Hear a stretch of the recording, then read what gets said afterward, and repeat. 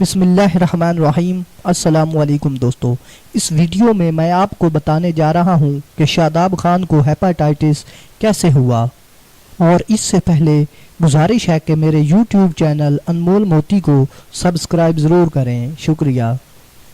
قومی cricket team کے کھلاڑی شاداب خان کی بیماری سے متعلق حیران کن انکشاف سامنے آیا ہے کہ انہوں نے دانت میں تکلیف کے بعد ایک عام دندان ساز سے علاج کروایا اور ڈینٹسٹ کے آلات سے شاداب خان کے خون میں ہیپاٹائٹس سی کے وائرس کی تشخیص ہوئی۔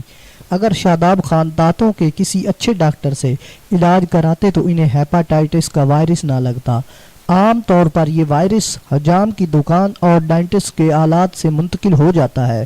دانتوں میں تکلیف کے بعد شاداب خان نے راول پنڈی کے جس ڈاکٹر سے رجوع کیا، ان کے آلات سے یہ وائرس ان کے جگر پر حملہ آور ہوا۔